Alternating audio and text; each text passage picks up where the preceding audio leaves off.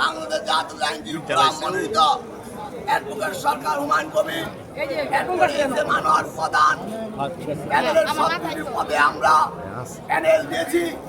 আপনারা জানেন বিগত ব্রিটিশ সরকারের আমলে আমরা জাতীয়তাবাদী শক্তির আইনজীবীরা এই আদালত প্রাঙ্গণে কথা বলতে পারি নাই। আমাদের ভোটের অধিকার কেড়ে নিয়েছিল, সম্মানের অধিকার কেড়ে নিয়েছিল। আমরা 28 তারিখের নির্বাচন, এই নির্বাচনের ব্যালটের মাধ্যমে আমরা সাধারণ আইনজীবীদের অধিকার ফিরে দিতে চাই, আমরা আইনজীবীদের সম্মান ফিরে দিতে চাই, আমরা এই সাধারণ আইনজীবীদের কল্যাণে কাজ করতে চাই। আমরা আইনজীবী ভবন আরো উঁচু ভবন হিসাবে প্রতিষ্ঠিত করতে চাই।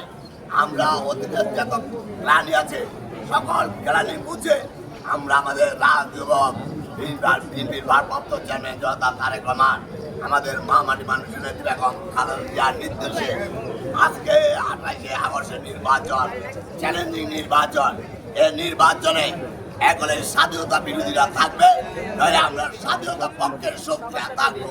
কারণ স্বাধীনতা বিরোধীরা 71 থেকে 2024 পর্যন্ত বারবার তাদের রং পরিবর্তন করেছে, কিন্তু জাতীয়তাবাদী শক্তি বেগম খালেদা জিয়া জনতা তারেক রহমান তাদের অবস্থান কখনো পরিবর্তন করে নাই।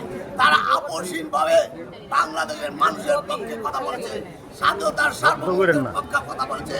আজকে যে নির্বাচন আসছে, এই নির্বাচন নিয়ে অনেক অপপ্রচার, অনেক আপনারা কোনো অপপ্রচারে কান দিবেন না, ষড়যন্ত্রে কান দিবেন না।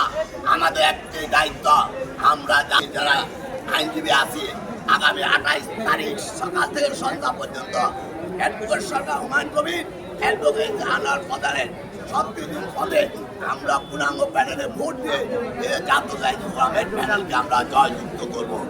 এটুকু বলতে চাই, আগামী দিনে শুধু আইনজীবী সমিতি নয়, বাংলাদেশ স্বাধীন সার্বভৌমত্ব নিয়ে, জিয়া পরিবার নিয়ে, খালেদা জিয়ার বিরুদ্ধে, জনতা তারেক রহমানের বিরুদ্ধে ষড়যন্ত্র চলছে, অপপ্রচার চলছে। আমরা যদি 28শে আগস্ট আপনাদের ম্যান্ডেট দিয়ে হুমায়ুন পরিষদকে বিজয় করতে পারি, অবশ্যই আমরা সেই সকল ষড়যন্ত্র এবং অপপ্রচারের বিরুদ্ধে আমরা দাঁত ভাঙা জবাব দিতে পারবো।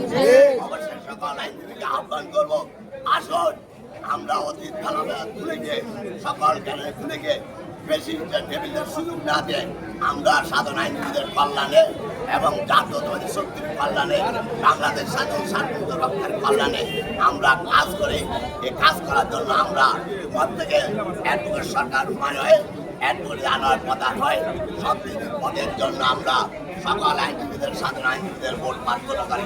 অবশেষে আগামী 28 তারিখে অ্যাডভোকেট সরকার হুমায়ুন কবির এবং আনোয়ার প্রধানের সাফল্য কামনা করে এবং আগামী দিনে 28 তারিখে আমরা আমাদের মামাটির মানুষের বেগম খালেদা জিয়াকে এবং আমাদের রাজনৈতিক ভারপ্রাপ্ত চেয়ারম্যান জনতা তারেক রহমানকে আমরা এই হুমায়ুন আনোয়ার এই 36 পদ উপহার দিতে চাই।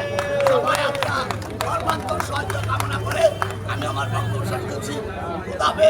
বাংলাদেশ জিন্দাবাদ, শহীদ চন্দ্র বেগম খালেদা জিন্দাবাদ।